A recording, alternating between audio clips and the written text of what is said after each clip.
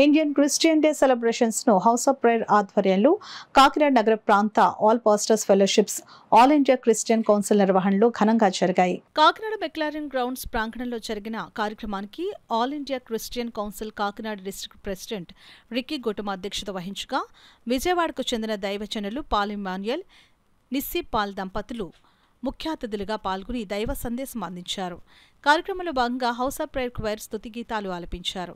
ఈ కార్యక్రమంలో House of Prayer pastor Vijay Kumar, Moses Wesley, Prashanth, Stephen Anand, TG Sudheer, Ankit Reddy, Seeram Isaac, నిస్పా విజయ్ కుమార్, రాకో Raju, district pastors association president Samuel Sagar, Kakinada city rural pastors association, నగరంలోని అన్ని చర్చిల ఎగ్జిక్యూటివ్ కమిటీ సభ్యులు పాల్గొన్నారు.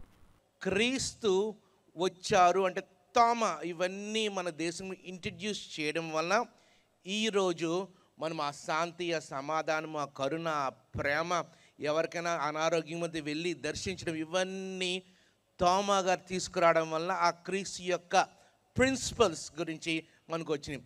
So we should be very happy. ఎందుకంటే ఒకవేళ తోమ రాలేకపోతే, తోమకను మును చరిత్రను చెప్తుంది, ఇంకొకరు వచ్చారట, ఇంకొక నతానియేలునికి ఆయన వచ్చారు, వచ్చి మనం మళ్ళీ తిరిగి వెళ్ళిపోయాడు ఆయన. కానీ తోమ వచ్చి మన ఆహారం తిన్నారు, మన భాష తమిళ భాష మాట్లాడాడు, కేరళ భాష మాట్లాడాడు. అయినా క్రీస్తు గురించి చెప్పడం వలన మనము ఈరోజు చక్కగా ఆ దేవుని గురించి తెలుసుకోవడం, ఇదంతా ఆ దేవునికి ఘనత ఇవ్వాలి. ఆ దేవుని పంపించారు కాబట్టి, ఆ ప్రేమ, ఆ కరుణ నేర్పించారు కాబట్టి మనము నేర్చుకున్నాం.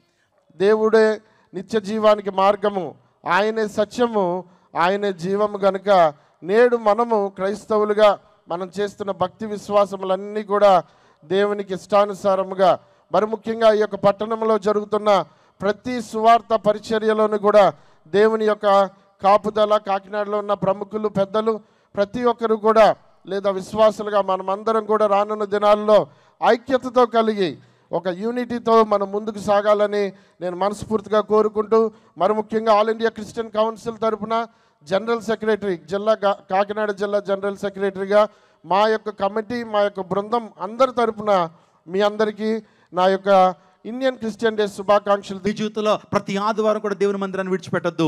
ప్రభువు కొరకు సాక్షులుగా జీవించండి, ప్రత్యేకమైన జీవితాన్ని జీవించండి.